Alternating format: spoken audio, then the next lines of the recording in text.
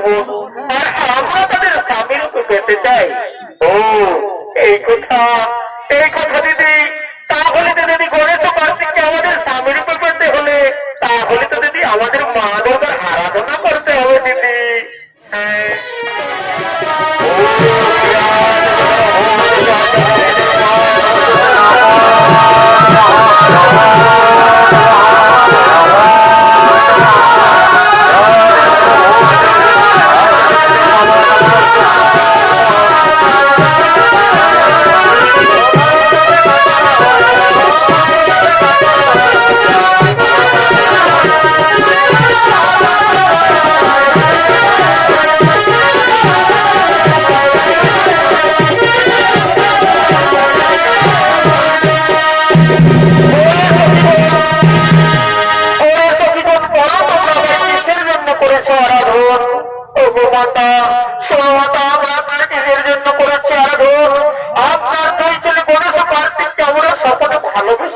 মাতা আর আমরা তাদের স্বামী রূপে পেতে চাই। ও এই কথা ঠিক আছে ওরে সখীগণ, তোমাদের আমার সময় নিশ্চয় হইবে পূরণ। এখন এসো তোমরা আমার সঙ্গে কৈলাস পর্বতে।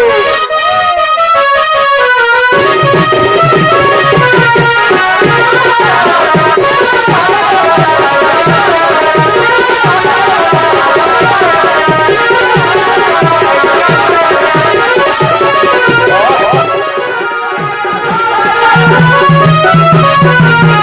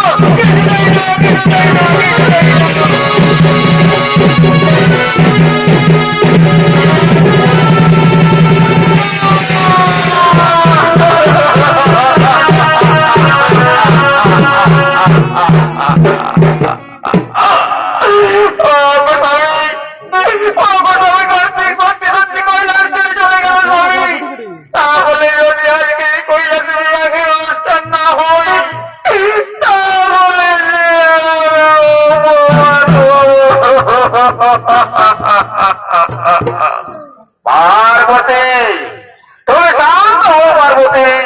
কার্তিক চলে গিয়েছে তো কি হয়েছে? আরে আমাদের বড় ছেলে গণেশ তো রয়েছে, তাহাকে একবার জিজ্ঞাসা করে দেখো তাহার মতামত কি। ওরে বাবা গণেশ, ওরে বাবা গণেশ, তুই সত্যি করবো, তুই কি বিবাহ হতে রাজি আছিস? হ্যাঁ মা, শাস্ত্রেই তো বলে মা, পিতা সর্বপিতা ধর্মপিতা হি পরম প্রভু, ভিতরে ভিতরে বামন্যে প্রিয়ন্যে সর্বদেবতা। এই যদি শাস্ত্রের বাণী হয়ে থাকে মাতা, তাহলে কার্তিক চলে গিয়েছে তো কি হয়েছে? আমি তাদের পরিবারকে একাই বিবাহ করবো মা। তবু আমি তোমাদের এই কৈলাসে অপমান করতে দেব না মা। বারে গণেশ, তুই বুঝিস বাবা মায়ের মান সম্মানের কথা। আমি জানি তুই আমাদের কথা রাখবি। এই নন্দী ভেঙ্গি শীঘ্র এসো, শীঘ্র এসো। প্রণাম তব চরণে গুরুদেব। যাও